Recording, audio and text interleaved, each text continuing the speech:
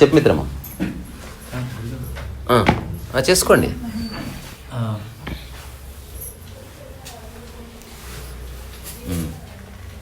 అయితే రీసెంట్గా ఒక ఈవెంట్ జరిగింది, Rajamouli globe trotter event. So దాంట్లో ఒక ఈవెంట్లో సమ్ టెక్నికల్ ఇష్యూస్ జరిగి దేవుడి గురించి మాట్లాడారు కదా. అంటే ఆయన outburst is an atheist actually Rajamouli.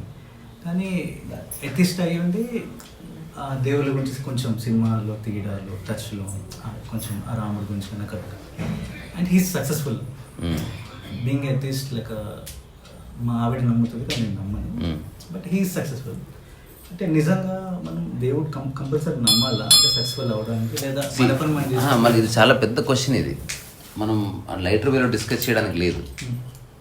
ఎందుకంటే రాజమౌళి లైఫ్లో ఏం జరిగిందో మళ్ళీ మన లైఫ్లో అదే జరుగుతుంది, మనోభావం దెబ్బతింటుంది. అంటే నేను చూస్తున్న నా ఎక్స్పీరియన్స్ చాలా మంది నా పక్కన ఎవరుతున్నారు ఎథిస్టులు, వాళ్ళు చాలా సక్సెస్ఫుల్ ఉన్నారు. సక్సెస్ అని మనం అనుకుంటున్నాం, అంటే వాళ్ళ మైండ్ ఫ్రీ కానీ మనం అనుకుంటున్నాం. We don't know how do you. ఇప్పుడు ఒక ఉత్సాహంగా మాట్లాడేది కనబడినంత మాత్రం ఒక వ్యక్తి ఎకనామికల్గా సక్సెస్ అయ్యొచ్చు, సినిమాల పరంగా సక్సెస్ అయ్యొచ్చు. అది ఎంతకాలం దాన్ని నిలబెట్టుకునే ప్రయత్నంలో ఎంత స్ట్రెస్ ఉందో చెప్తున్నాడు కదా స్టేజ్ మీద. చాలా కష్టపడి అందరూ కష్టపడి సక్సెస్ అంటే ఏంటో తెలుసా? అసలు నువ్వు జీవిస్తున్నట్టు తెలియకూడదు. ఇంకో ఒక ప్రాణాన్ని చాలామంది డాక్టర్స్ నిలబెట్టడానికి ప్రయత్నం చేస్తున్నారు అనుకో, అక్కడ హార్డ్ వర్క్ చేస్తున్నట్టే. నిజంగా సజీవం ఉన్నవాడికి ఏ సహాయం అక్కర్లేదు నా దృష్టిలో. ఈరోజు పొద్దున్నే యాక్చువల్గా మాట్లాడినాం దాని గురించి. అంటే ఇంత జరిగిన తర్వాత కూడా ఇంకా కష్టపడుతున్నారు. జస్ట్ ఇంకాస్త బిజినెస్, ఇంకాస్త ప్రజలు రీచ్ అవ్వడానికి. ఇంకా అదృష్టవశాత్తు మనం వేరే అంగార గ్రహంలో జనాలు లేరు, లేకపోతే అక్కడ కూడా ఈవెంట్ పెడతారు. ఇదంతా పోవాలి. Life is not just doing business. ఇక ఆ స్థాయికి వచ్చిన వ్యక్తి కూడా కష్టపడాడు అనుకో, అది ఒక రాంగ్ మెసేజ్ ఇచ్చినట్టే సమాజానికి నా దృష్టిలో. సింప్లిఫై చేయాలి. నాకు తెలియక ఎంత కష్టపడ్డాను. వాళ్ళు జూమ్ మీటింగ్ పెట్టుకొని ఒక ఈవెంట్ చేసేయచ్చు. ఎంతమంది టైం వేస్ట్, ఎంత రిసోర్సెస్ వేస్ట్. ఇంకోటి అది ఈవెంట్ సినిమా ఫంక్షన్ కూడా కాదంట, జస్ట్ ఓన్లీ అనౌన్సింగ్ అంతే. అంటే రాబోయే రోజుల్లో నేను ఎక్కడో చదివాను, ఒక బాగా డబ్బున్న వ్యక్తి ప్రేమించిన రోజుల్లో గోల్డ్ రింగ్ ఇచ్చాడంట. నెక్స్ట్ బర్త్డేకి బంగారుది నగలు ఇచ్చాడు. ఆ నెక్స్ట్ బర్త్డేకి ఇంతలా వడ్డానం ఇచ్చాడు. ఇంక ఇస్తూ పోతే రీసెంట్గా, పేరు చెప్పట్లేదు, రీసెంట్గా ఒక క్రూయిజ్ షిప్ ఇచ్చాడు. అట్లా అయిపోతుంది. నువ్వు ఏమి ఇవ్వని స్థితికి రావాలి. నువ్వు ఏదో ఇస్తేనే ప్రేమ ఉంది అన్న అబద్ధం నుంచి బయటపడాలి మనిషిని. ఇదంతా చేస్తేనే సక్సెస్, ఈ ఎక్స్ట్రావగాంజా లేకపోతే సెలబ్రిటీస్ అనేది ఒక రాంగ్ మెసేజ్ వెళ్తుంది లైఫ్కి అగైనెస్ట్. ఇది వాళ్ళు చేసుకొని వాళ్ళు అర్థం చేసుకునే టైం వస్తుంది ఖచ్చితంగా. ఎంతసారి ఇప్పుడు లైఫ్ టైం 70 ఏళ్ళు, ఒకవేళ 7,000 సంవత్సరాలు అయితే అసలు చేయరు తెలుసా. సమయం కొంత ఉంది కాబట్టి నీ సెన్సెస్ అన్నీ కాస్త యాక్టివ్, బేరింగ్లు బాగున్నంత కాలం యూ విల్ డూ సంథింగ్. దానికి ఒక పారామీటర్ రాఘవేంద్రరావు ఉన్న టైంలో అంటే ఆయన ఇంకా ఉన్నారనుకో, బట్ వాళ్ళు ఒక సక్సెస్ని చూశారు, అప్పటికి అదే ఎక్కువ అనుకున్నారు. ఇప్పుడు ఎవ్రీడే డెఫినేషన్ మారుతుంది సక్సెస్ది. ఇంకా సాటిస్ఫాక్షన్ ఎట్లా వస్తుంది? So I don't think success definition అంటే సక్సెస్ అయ్యారు, బిజినెస్ పరంగా సక్సెస్ అయ్యారు, ఎక్కువ మందిని తీసుకురావడంలో సక్సెస్ అయ్యారు. But for what? Just cinema అంతే. ఎప్పుడన్నా నాకు ఎక్కడన్నా ఒక ఇన్ఫర్మేషన్ ఇవ్వండి, ఇక్కడ జరుగుతున్నట్టు పెద్ద పెద్ద సభలు హాలీవుడ్లో జరుగుతాయా? ఎందుకు మరి? వాళ్ళ సినిమా తీయట్లేదా? సినిమాని సినిమాగా చూస్తున్నారు, పిచ్చి లేదు వాళ్ళకి.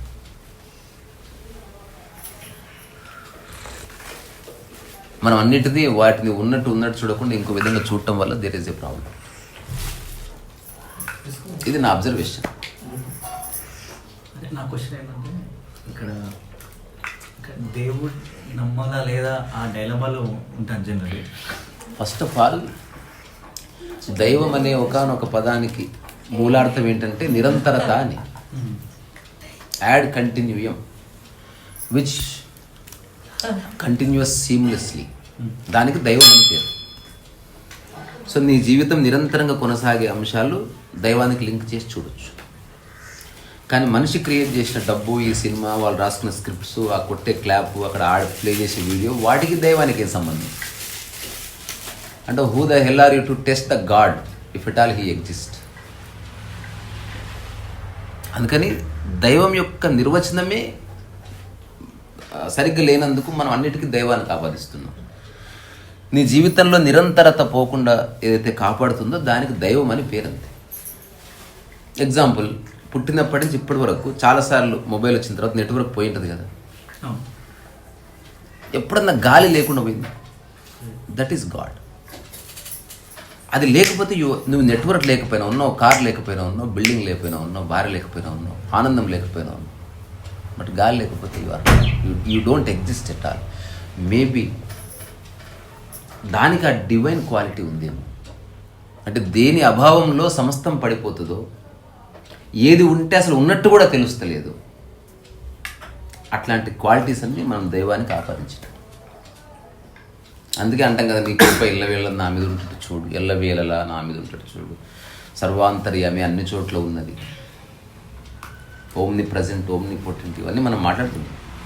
అంటే ఈ అభిషేకాలు, పూజలు ఇవన్నీ అది భక్తి దానికి సంబంధించింది. అంటే మనస్సుని ఏకీకృతం చేయడానికి ఒక మార్గం అవసరమైంది. ఇప్పుడు ఉదాహరణకి నేను ఇది ఉంది,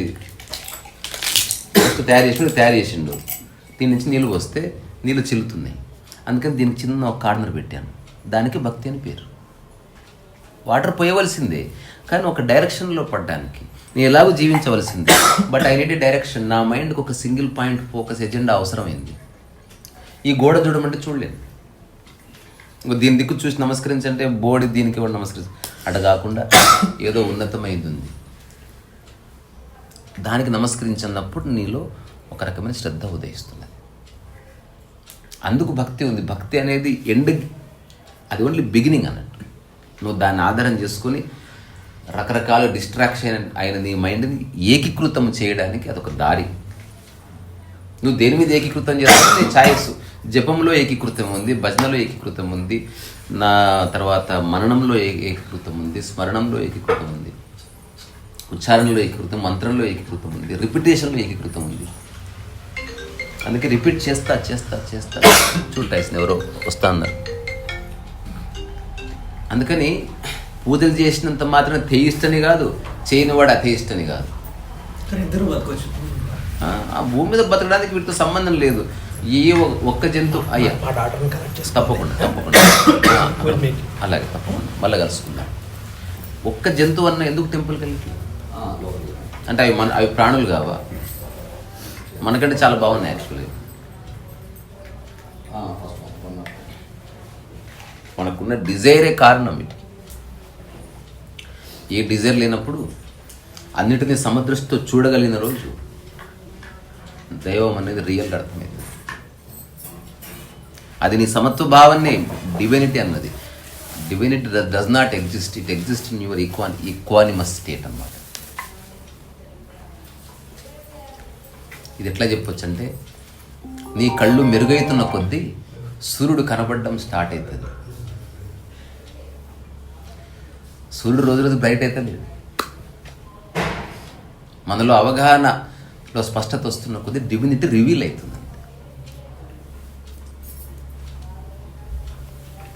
ఎవ్రీథింగ్ ఈజ్ డివైన్. మనిషి సృష్టించినది మొత్తం డివైన్.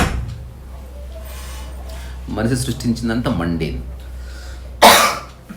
నేలకు అంటుకుని ఉన్నది, అశాశ్వతమైంది, మనిషిని రకరకాలుగా ఇబ్బంది పెడుతుంది. మనిషి సృష్టించినంత మనిషిని ఇబ్బంది పెట్టడానికి, ప్రకృతి సృష్టించింది ఏది మనిషిని ఇబ్బంది పెట్టదు. అందుకని ఇట్లా విభజన చేసుకుంటే దైవాన్ని మనం ఒక రకంగా అర్థం చేసుకోవచ్చు. ఇక్కడ ఎవరు దైవం, వెంకన్న స్వామి లేకపోతే జీసస్ అట్లాంటి చర్చలో పడట్లేదు. ఏకీకృతం అవ్వడానికి అది దోహదం చేస్తుంది. అక్కడ అది అర్థం చేసుకుంటే సార్. ఒకవేళ మీ మనస్సు ఒక రాయి మీద కాకుండా ఒక మనిషి మీదకి మళ్ళింది అనుకో, అతనికి గురువు అని పేరు వచ్చింది, మళ్ళీ ఏకీకృతమైంది. యవ్వనంలో ఒక అమ్మాయి మీదకి దృష్టి వచ్చింది, మళ్ళీ ఏకీకృతమైంది. హఠాత్తుగా చదువు మీదకి దృష్టి వచ్చింది, మళ్ళీ ఏకీకృతమైంది.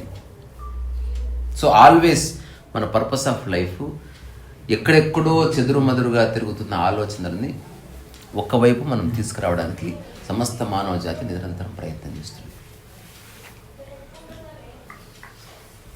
ఇప్పుడు అది తీసుకో పెయింటింగ్,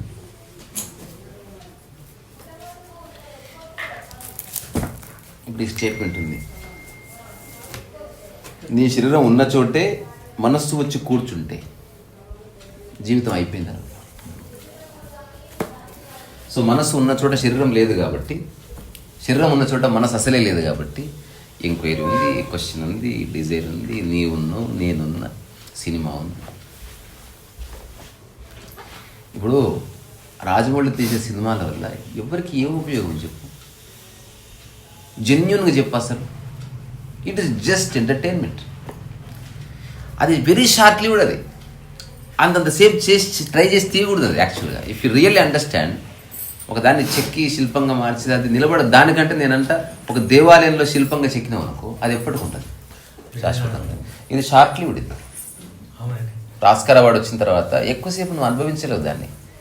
అక్కడ ఉన్న వాళ్ళంతా సెలబ్రిటీలే, వాళ్ళంతా జేమ్స్ కెమెరాన్, ఆస్కార్, అందరూ ఆస్కార్ వచ్చిన వాళ్ళు ఉన్నారనుకో, యూ బికమ్ న్యూట్రల్, ఏముండదు. మనం పెళ్లి చేసుకున్నప్పుడు ఆ పెళ్లి పార్టీలో ఒక 3 hours ఎట్లయితే ఒక ఎగ్జైట్మెంట్ అనుభవిస్తాము, అంతకంటే ఎక్కువ ఎగ్జైట్మెంట్ నువ్వు అనుభవించలేవు.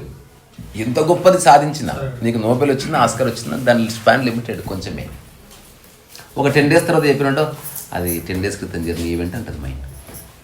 మళ్ళీ మైండ్ అంటది go after something else, go after something else. నేను తప్పనట్లే, కానీ సక్సెస్ కాదు, ఫెయిల్యూర్ కాదు, ఒకరి పిచ్చి అంతే. దానివల్ల ఆర్థికంగా రకరకాలుగా బెనిఫిట్ ఉంది, మీడియా కూడా అటెన్షన్ పే చేస్తుంది, బాగుంటుంది లైఫ్. ఒక అద్భుతమైన ఇంతకుముందు కథ విన్నా, మళ్ళీ తర్వాత ఈ కథ చెప్పుకుందాం మనం. జయకిషోరి అని ఒక ఈ కథావాచకులు అంటారు కదా, నార్త్లో చాలామంది ఉంటారు, భాగవతం చెప్తారు, లేకపోతే రామాయణం చెప్తారు. ఆవిడ ఒక గురువుగారి దగ్గర శిష్యరికం చేస్తున్నప్పుడు మహారాజ్ అని పిలుస్తారు కదా, ఆయన ట్రైన్లో వెళ్తున్నాడు, ఒక బాగా డబ్బున్న దానికి కూడా ట్రైన్లో వచ్చాడు. ఆ తర్వాత ఇద్దరు దిగితే మీరు ఎక్కడ ఉంటారు మహారాజ్ అంటే, ఇక్కడ బంగ్లా అయినా వహా పే అయితే ప్రోగ్రామ్కి వాస్తే ఆయే. ఎట్లా వెళ్తారంటే, ఇప్పుడు బెంజ్ కారు ఇచ్చినట్టున్నారు, మనకు కూడా ఉంది ఒక కారు అని చెప్పి. అప్పుడు ఆ వ్యాపారస్తుడు చెప్పిన మాట ఏంటంటే, నీకు నాకు ఏం తేడా చెప్పు, జస్ట్ కాషాయం బట్టలు తప్ప, నువ్వు కార్లు తిరిగితివి, నేను కార్లు, నీకు బిల్డింగ్ ఉంది, నాకు బిల్డింగ్ ఉంది, నీకు ప్రాపర్టీ ఉంది, నాకు ప్రాపర్టీ ఉంది, నన్ను కొందరు ఇష్టపడతారు, నిన్ను కొందరు ఇష్టపడతారు. What is the difference between you and me except this software robe అంటే ఇది చాలా ఆశ్చర్యంగా ఉంది. కరెక్టే కదా, అవును, ఏం దెర్ ఇస్ నో డిఫరెన్స్. అప్పుడే ట్రైన్ ఆగిందండి. టీ తాగుదామా అన్నాడు. తప్పకుండా టీ తాగుదాం మహారాజ్ అని టీ తాగడానికి వచ్చిన తర్వాత చేతిలో చేసి, ఇప్పుడు చెప్పు, ఇంతకుముందు అన్నది మళ్ళీ ఒకసారి చెప్పు అన్న. అంటే అదే మహారాజ్, ఇంతకుముందు చెప్పింది అదే, నీకు బిల్డింగ్ ఉంది, నాకు బిల్డింగ్ ఉంది, నీకు సామాన్ ఉంది, నాకు సామాన్ ఉంది, నిన్ను ఇష్టపడే వాళ్ళు కొందరు ఉన్నారు, నన్ను ఇష్టపడే కొందరు ఉన్నారు, నీకు బట్టలు ఉంది, నాకు బట్టలు ఉంది, తేడా ఒక బట్టలే కదా, నువ్వు నాకంటే ఏం గ్రేట్ కాదు అంటే మీరు ఆల్మోస్ట్ అంగీకరించారు. అచ్చా అచ్చా అచ్చా ఇలా చెప్తుండగా ట్రైన్ కూత స్టార్ట్ అయింది. మహారాజీ పదండి ట్రైన్ వచ్చిందంటే చేయి వదిలిపెట్టలేదంట. ఇంకా ఎలాబరేట్ చేయద్దని నాకు అర్థం కాలేదు.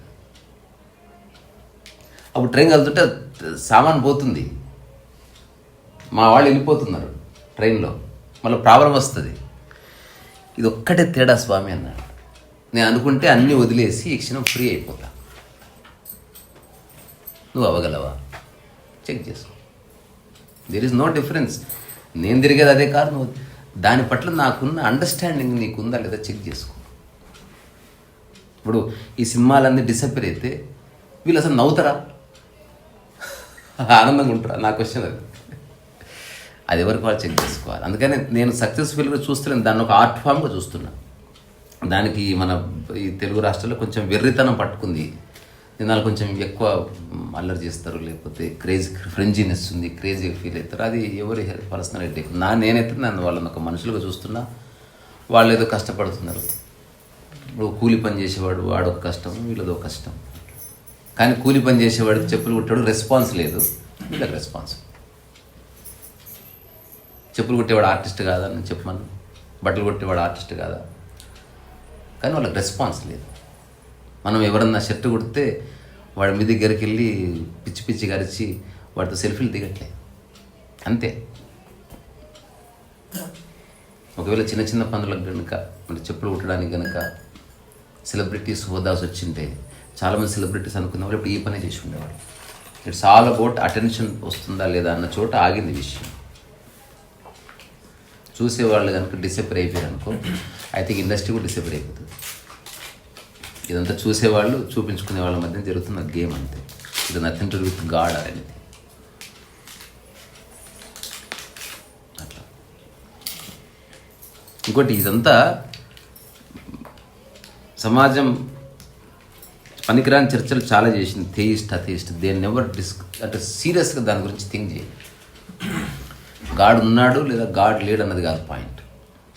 ఒకవేళ ఉంటే దాని పట్ల నీ వైఖరి ఏందన్నది పాయింట్.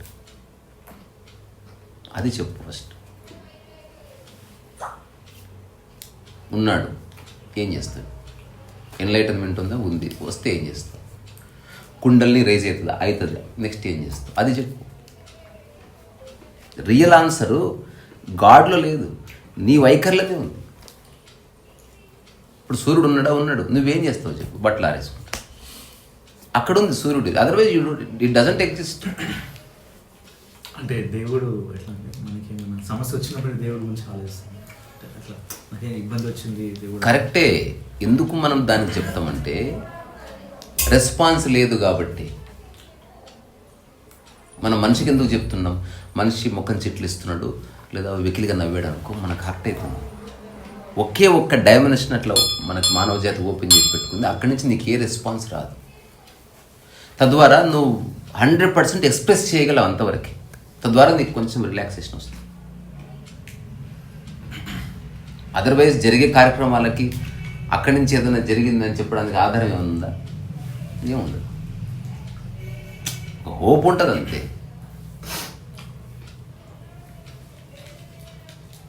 అంటే గుడికి మంచోడు వెళ్తాడు, చెడ్డోడు వెళ్తాడు. మన దగ్గర ఎవరు నిర్ణయిస్తారు అంటున్నా? అదే అంటే ఎగ్జాంపుల్ అంటే ఎవరు నిర్ణయిస్తారు? అంటే మన సమాజంలోనే మాట్లాడుతుంటాం. మన సమాజంలోనే ఎవరు నిర్ణయిస్తున్నారు మంచి చెడని అంటున్నారు. నేను అంటుంది అట్లా ఎవరు అట్లా ఏం లేదు. మన మైండ్ చెప్తుంది అట్లా. గుడికి వెళ్ళేవాళ్ళు ఏవో కారణాల చేత వెళుతున్నారు. ఒకడికి సినిమా హిట్ కావాలని ఆ స్క్రిప్ట్ తీసుకెళ్ళి పెడుతున్నాడు దేవుడి దగ్గర. ఈ భక్తికి సంబంధించిన ఆ కోర్ అనేది తెలిస్తే మొత్తం డెఫినేషన్ మారిపోతుంది. అదేంది? ఒకవేళ దైవం ఉండడం నువ్వు అనుకుంటే, నువ్వు నమ్మకపో అది కాదు, ఉండడం నువ్వు అనుకుంటే, ఒకవేళ నమ్మితే నీ ప్రతి కదలికకు ఆయన్నే కారణమని నువ్వు నిర్ణయానికి రా. అప్పుడు కారు ఇప్పించింది ఆయన్నే, యాక్సిడెంట్లో నీకు కాళ్ళ కొట్టింది ఆయన్నే అని నువ్వు తెలుసుకుంటే సరే. నీకు ఫేవర్గా జరిగినప్పుడు దేవుడు ఉన్నాడని, నువ్వు అనుకున్నది జరగకపోతే దేవుడు లేడు అనుకోవడం అనేది ప్యూర్ ఇంటలెక్చువల్ అండర్స్టాండింగే తప్ప రియల్ అండర్స్టాండింగ్ కాదు. అయితే ఎస్ఎస్ రాజమౌళి అన్నాడు కదా, హనుమంతుడు ఇది అంతే అంటావా? ఎస్ఎస్ రాజమౌళి మన గురించి ఒక్క మాట్లాడు. ఆయన గురించి ఎందుకు మాట్లాడుకోవాలి? మనకు టికెట్ కూడా ఇవ్వడు. They are just doing business. Let them do their business. ఇప్పుడు వాళ్ళ అడ్వైజర్స్ వాళ్ళు ఉంటారు. ఏమైనా డ్యామేజ్ జరుగుతుందా జరగదా అని చేసుకుంటారు. డ్యామేజ్ నిజంగా జరుగుతుంది అనుకుంటే మళ్ళీ మీడియా ఉంటుంది, పిలుస్తారు, సారీ చెప్తారు, లేకపోతే ఇంకా కవర్ ఫైర్ ఇచ్చుకుంటారు. మళ్ళీ విత్ ఇన్ నో టైం ఒక 100-200 మంది ఇంపార్టెంట్ వ్యక్తులు రాజమౌళి ఫేవర్గా మాట్లాడతారు. మళ్ళీ ఒక సాఫ్ట్ కార్డ్ వచ్చేస్తుంది, మళ్ళీ అంత మారిపోతుంది. ఇది కామన్గా జరిగేదే. అసలు అది సినిమా ఇండస్ట్రీతోనే మనకు సంబంధం లేదు.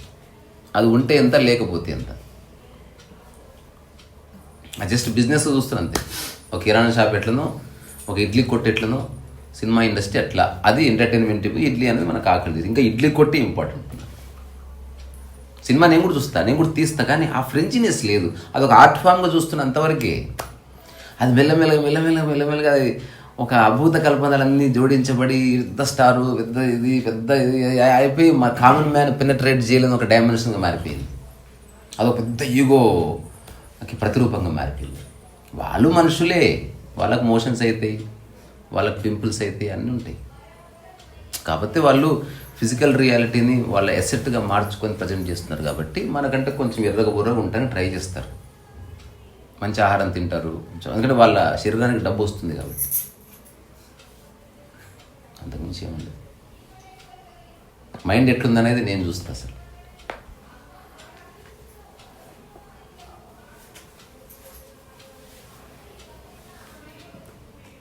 మీరు అన్నారు ఒక పాయింట్, దేవుడు ఉన్నాడు అనుకుంటే మీరేం చేస్తారు?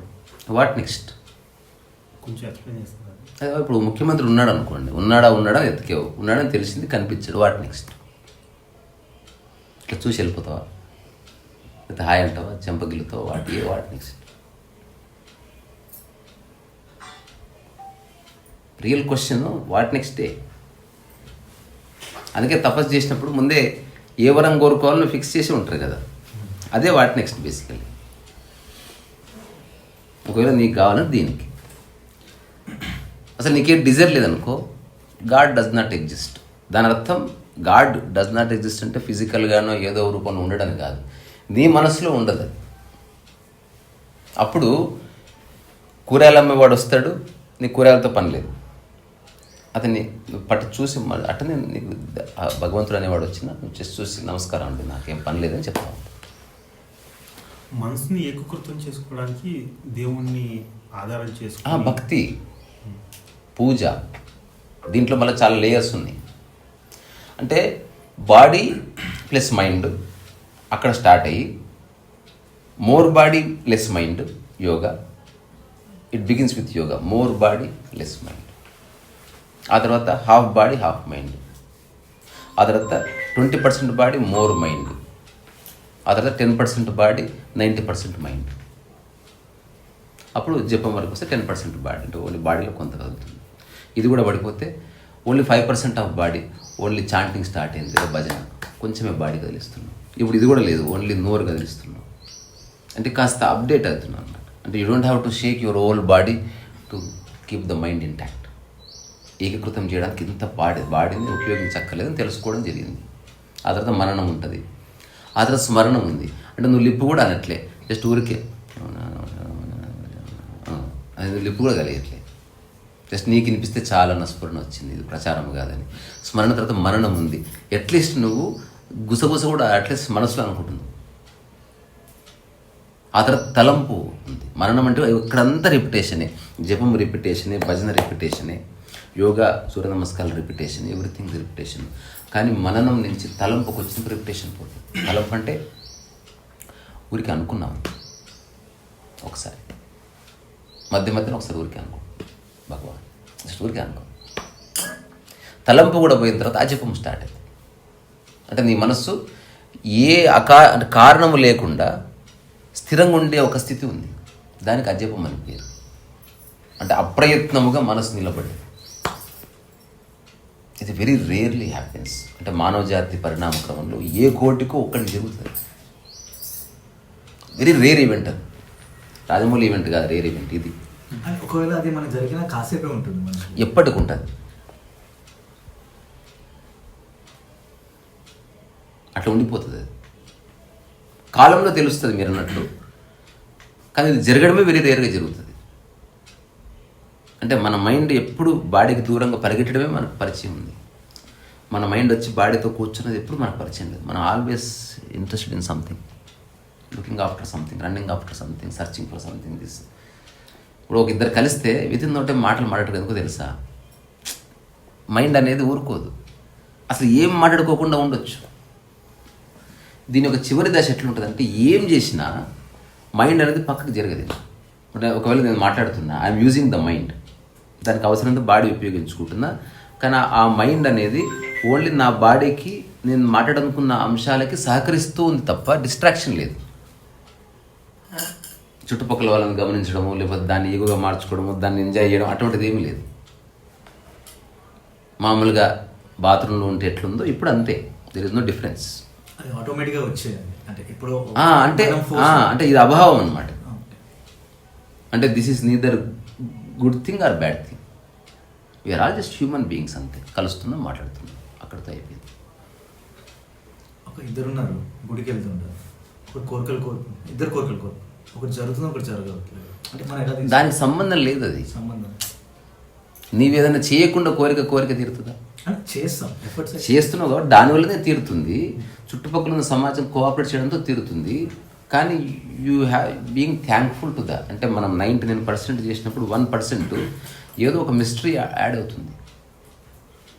దానికి మనం డివైన్ అని పేరు పెడుతున్నాం, థ్యాంక్స్ చెప్తున్నాం అంటే ఇద్దరు సేమ్ ఎఫర్ట్ పెడుతున్నారు అని చెప్పడానికి లేదు. అసలు దానికి మెజర్ చేసే ఒక కొలమానం లేనే లేదు. ఇప్పుడు ఇద్దరం చదువుతున్నాం 10 hours. ఎంత గ్రాస్ప్ చేస్తున్నాం అనేది పాయింట్. 10 hours అనేది ఎఫర్ట్ కిందికి వస్తుంది. ఈ వీడేం గ్రాస్ప్ చేస్తున్నాడు, వాడేం గ్రాస్ప్ చేస్తున్నాడు అది కదా పాయింట్. అందుకని ఎఫర్ట్ అనేది వెరీ ఉంది, లక్ ఉంది. దానికి కాస్మిక్ కోఇన్సిడెన్స్ లాంటివి ఉన్నాయి. అంటే నేను ఇది ఎలా ఉంటుందంటే, అందరు రెడ్ లైట్ దగ్గర ఆగారు. ఇది నాకు మొట్టమొదటిసారి లక్ ఉందని నాకు సంతోష్ నగర్లో ఉన్నప్పుడు అర్థమైంది. నేను కూడా రెడ్ లైట్ దగ్గర ఆగిన. మా ఫ్రెండ్కి చెప్పిన సినిమాకి వెళ్తున్నా, నువ్వు రా అంటే వాడు వెయిట్ చేసి రాలేదు. అప్పుడు నేను పోయి థియేటర్లో ఉంటాను, నువ్వు లేట్ అయితే నీకే సినిమా మిస్ అవుతుంది. అది 3 నిమిషాలు పడ్డది. కరెక్ట్గా ఈ ఆరెంజ్ లైట్ వచ్చి గ్రీన్ లైట్ పడేలోపు వాడు ఇట్లా వస్తున్నాడు, వాడు అందరికంటే ముందు వెళ్ళిపోయాడు అంతే. మేమంతా మళ్ళీ బండి ఆన్ చేసి వాడే మాకంటే ముందు వెళ్ళిపోయింది థియేటర్. నాకు అర్థమైంది, కరెక్ట్గా మ్యాచ్ అయింది. వాడు రావడానికి రెడ్ లైట్ పోయి గ్రీన్ లైట్ పడ్డది, వెళ్ళిపోయాడు అంతే. It it not stop at all. నేను ముందు బయలుదేరినా, వాడికంటే తర్వాత నేను పోయినా.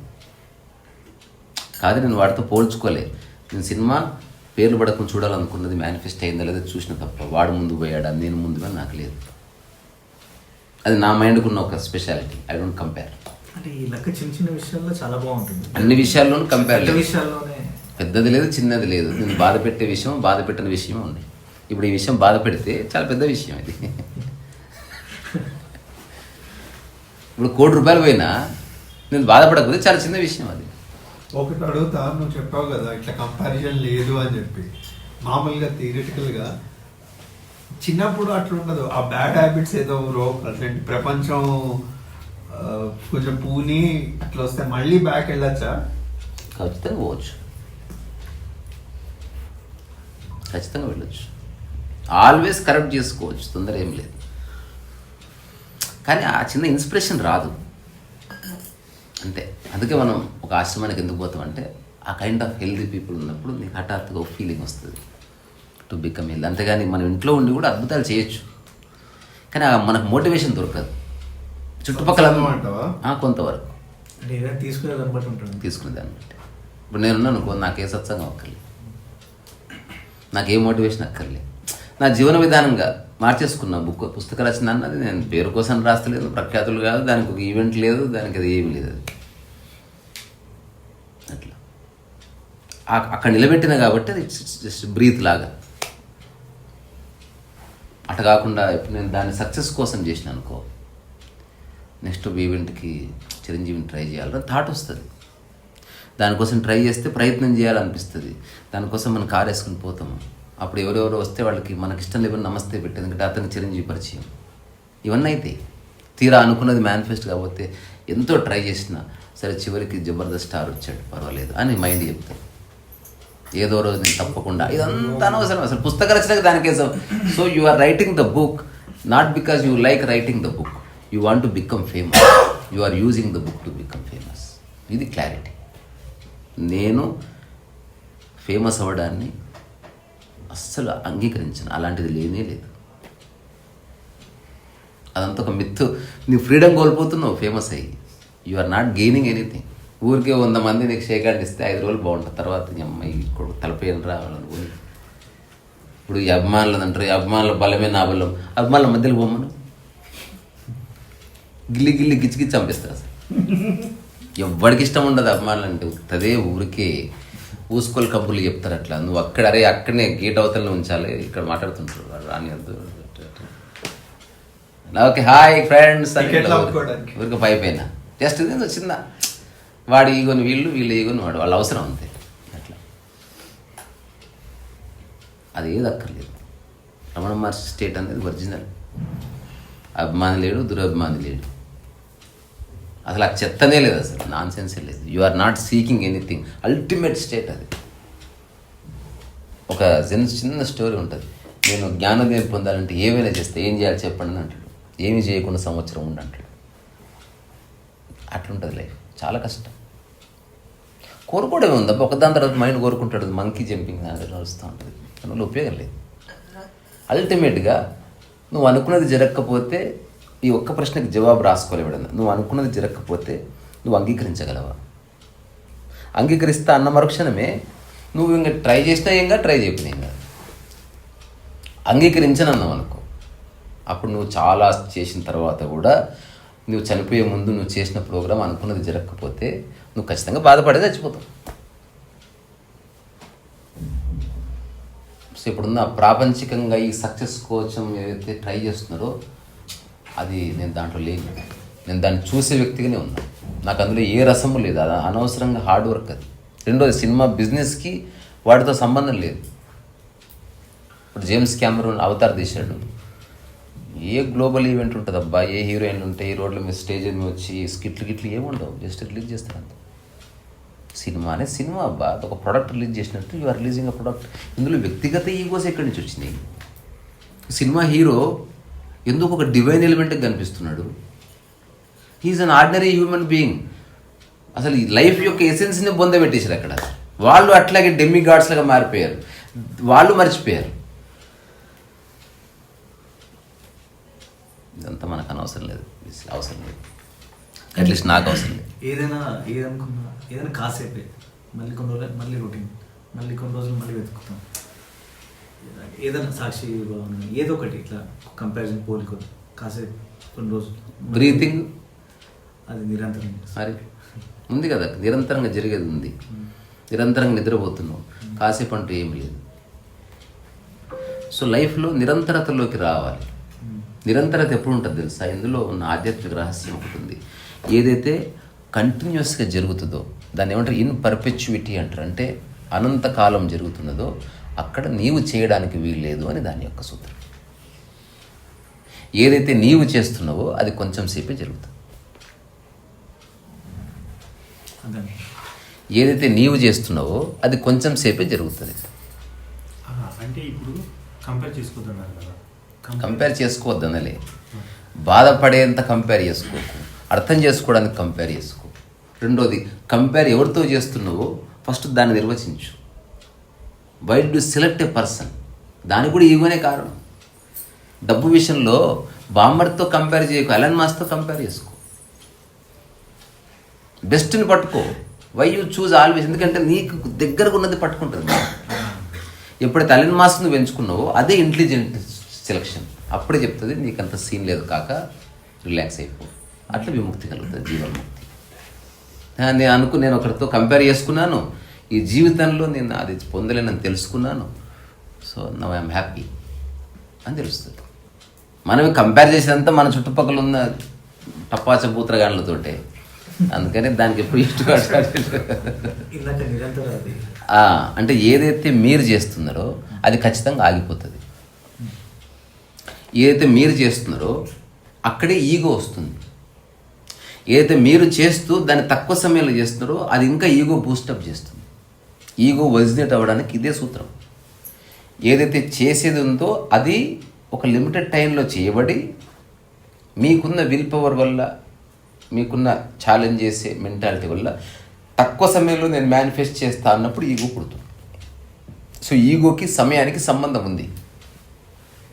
అట్లా కాకుండా ఏదైతే నిరంతరం కొనసాగుతుందో అక్కడ ఏ విధమైన ఈగో పుట్టే అవకాశం లేదు.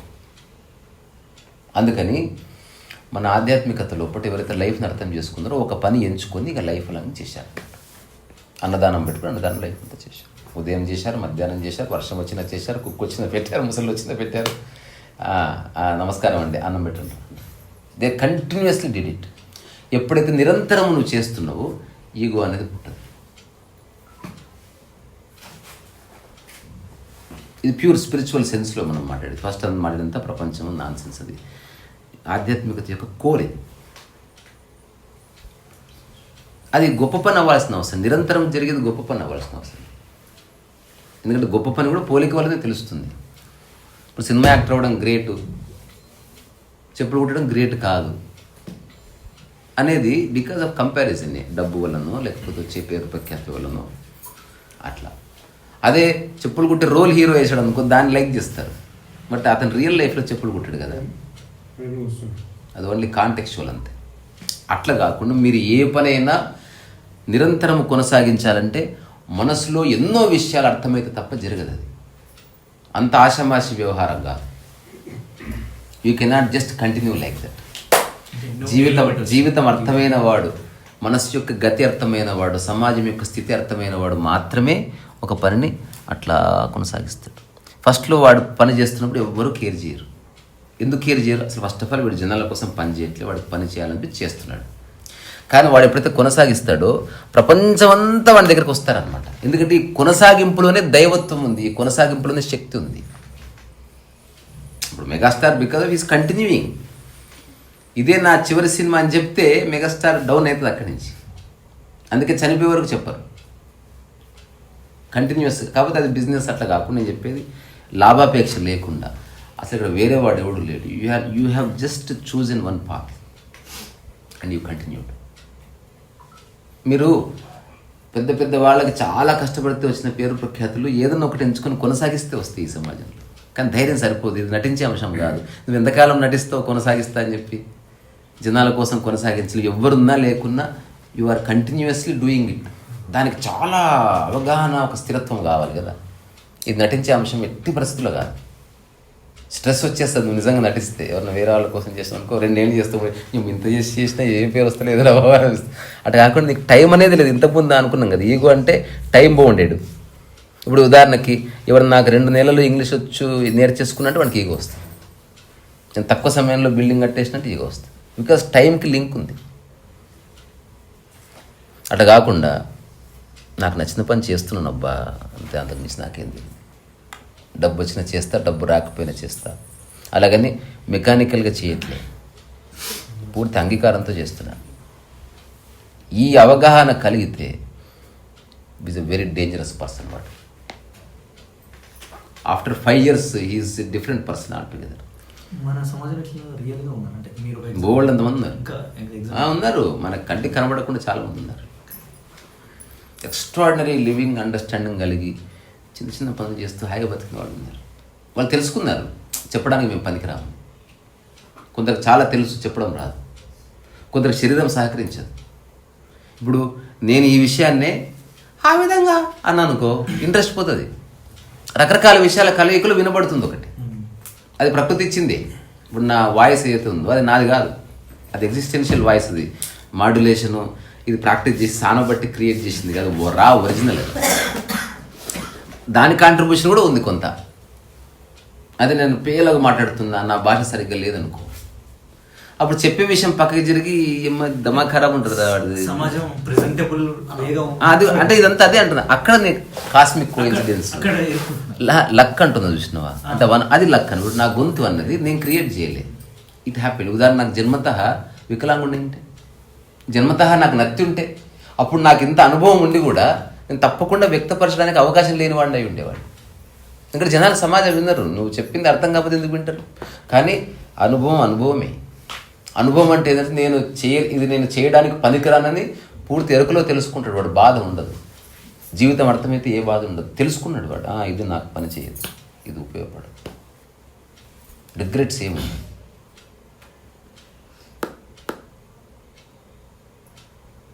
అందుకని ప్రాపంచిక విషయాల్లో ఏ బలము లేదు. అది తాత్కాలికంగా ఒక ఎగ్జైట్మెంట్ ఇస్తుంది. రియల్ అండర్స్టాండింగ్ నీకు ప్రకృతి వల్లనే వస్తుంది. అది సరిగ్గా గమనించడం వల్ల, అన్బయాస్డ్గా ప్రెజుడిస్ లేకుండా గమనించినప్పుడే ట్రూ అండర్స్టాండింగ్ ఒరిజినేట్ అవుతుంది అనేది నాకు నిరంతరం తెలుస్తూ ఉంటుంది అనమాట. అందుకని ఇప్పుడు ఇది కూడా నేను కరప్ట్ చేయలేదు.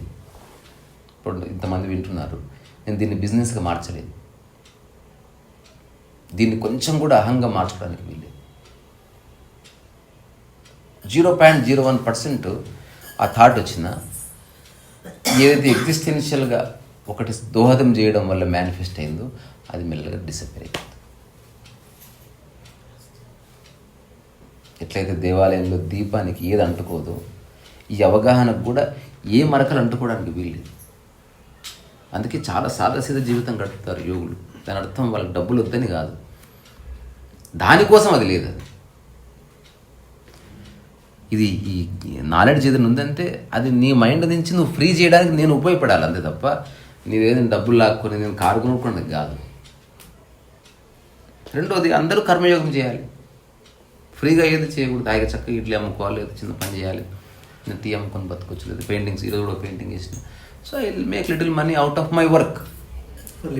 కానీ నా అండర్స్టాండింగ్కి డబ్బుకు సంబంధం. ఇది ఎవరి పేరు రాయాలి? శివశంకర్ గారు.